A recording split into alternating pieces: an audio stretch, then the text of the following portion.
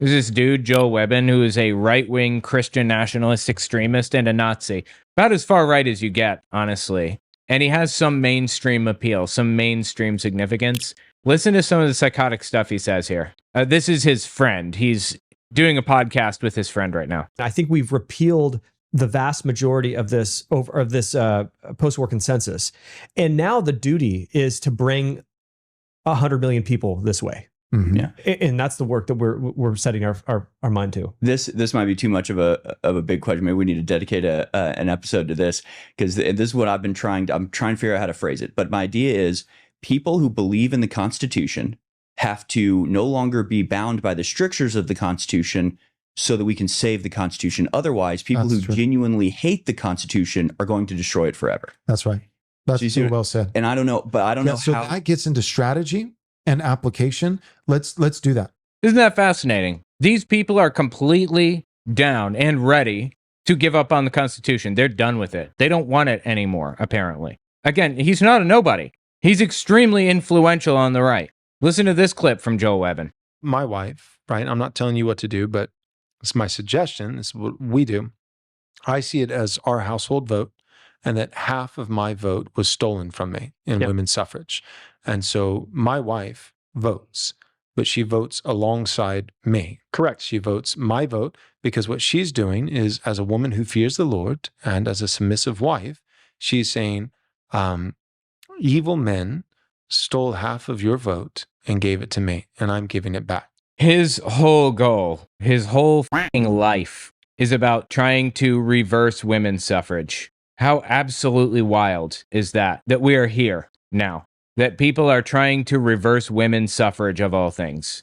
And like, think about what he's saying. At the end of the day, women almost always vote with their husbands anyway, right? Like, you're not going to be with somebody who disagrees with you politically, almost ever. People want to be with those who align with them ideologically. You're almost always going to get an additional, or you're almost always going to have people voting together. What he wants to prevent is he wants to stop women who are unmarried from having a voice. But think about it this way. He's complaining that women are allowed to vote inside of a family when there should be one vote per family. Well, that's pretty much how it works now, right? Except families get additional voting power depending on how big the family is. If you look at it that way, you're trying to simply remove women's right to vote. You can frame it any way you want, like you had it stolen from you or whatever other shit. But at the end of the day, you're trying to prevent women from having a say. And do you know why? I'll show you why. Nate Silver. Yeah, Nate Silver is pretty reliable. Here's if just men voted. Everything would be red. Everything, almost across the board. And here's if only women voted. Ever wonder why he wants women to not have a vote anymore? Ever wonder why? It's a political strategy. Plain and simple. If you don't know who this dude is, get ready to be horrified. We're degenerates. We're not even close to, we're degenerates. The Constitution is not, it's not suited for governing degenerates. That's actually exactly what the Constitution is designed for. It's designed to govern people of any moral background, any life choice, any style or skin color or anything at all. It was intentionally designed for people of any walk of life to be governed. Oh, where the f*** did he come up with this idea that it's not designed for that? What? By the way, guys, check out my new shop, owenmorgan.com/shop. I have a bunch of really cool designs on there. For governing degenerates, and I'm curious your thoughts on this, if you agree, disagree. Yeah, like anybody he's going to have on is going to disagree with him on this. But I think for our population that is degraded morally and culturally, as far and religiously, as far as we have, you need power. Men must be governed. you need a Caesar type. Okay, setting aside the fact that he basically just said you need a dictator. That's what he means when he says you need a Caesar type. Setting that aside, that line about men must be governed It sounded super familiar last time I heard that, and I could not remember where I'd heard that before. And I was writing my book, God's People, Christian Nationalism in the Third Reich, and discovered that the Christian nationalists in the Third Reich, in Nazi Germany, said that line, men must be governed. Men like to be governed. Now, I'm not saying he got it from the Nazi wing of the church in Nazi Germany, but that's oddly specific. Is that like sourced to something else that I'm unaware of? Now if you're asking me my preference, that would probably be my preference, would be a constitutional republic. But I think the conditions for that is a moral people. No, it's specifically not. It is specifically to govern literally anybody of any walk of life. But okay, just keep making up right off the top of your head. That's fine. So I think you can work towards that in the future, but I don't think constitutioning even harder is going to get us out of our current mess.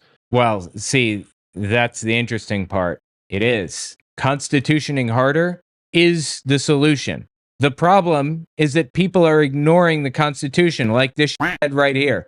Of course, quote unquote, getting out of our current problem in his mind is banning gay people from existing, banning trans people from existing, throwing them in prison, and or firing squad, getting a full-blown dictator in office, that kind of thing. I don't see us getting out of this apart from things getting worse and worse, and then eventually like a Caesar type rising through the ranks, a populist figure, and the people, the political will of the people that they're. He could have just as easily said a Hitler type. That's what he means when he says a Caesar type. Now listen to his description of what he hopes this Caesar type will be, and you'll see exactly what I mean.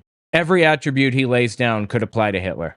The people are desperate and they're like, yes, do it, so-and-so, and then so-and-so, Constitution be damned, just rules with an iron fist, and like a Cromwell type, and then just say Hitler. Why are you dancing around it?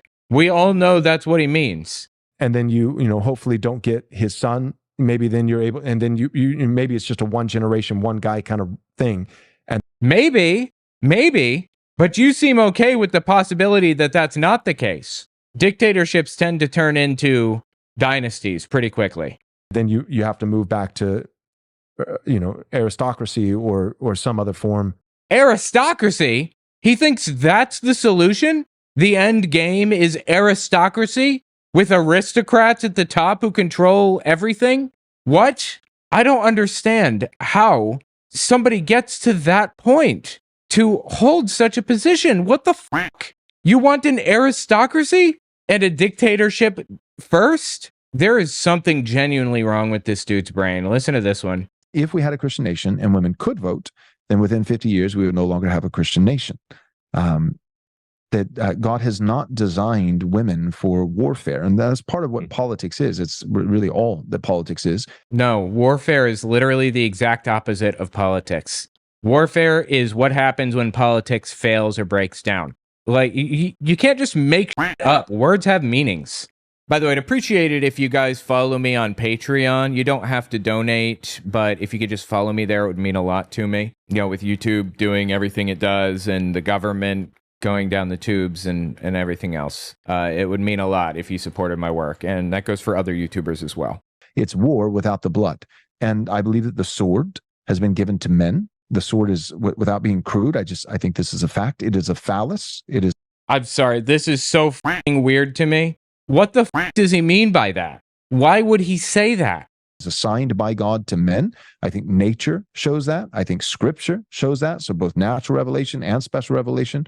War is something that is belonging to men, and it's not something that we employ in our ranks, whether it be political war or whether it be literal war, women and children. So in the same way, and people are like, that's so archaic. You're a Neanderthal. No, it's nonsensical garbage. It's not archaic or Neanderthal-like. It's nonsense. What the fuck are you talking about?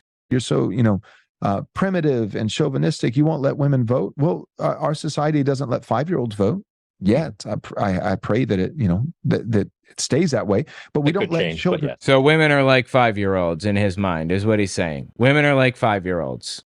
Fantastic. We don't let children vote, and it's not just because of competency, because that would be the immediate counter as well. But their brain isn't fully developed, and so are you saying that a woman is like a child? Yes. But not intellectually. I'm not saying that. The question is how. In what way is a woman like a child? Well, if it's not intellectually, then why the do you care if she votes? If she's intellectually the equal of any man, then why is it bad for her to vote? I don't understand. She is like a child in the way that God has appointed men to protect them. I'm not following like what point he's trying to make here. I don't understand. Women are supposed to be protected by men, so they shouldn't have a right to vote? What? Anyway, he's just like a vile piece of shit. Tell me what you think about it in the comments. It's just like awful, dude. He just keeps hitting new lows.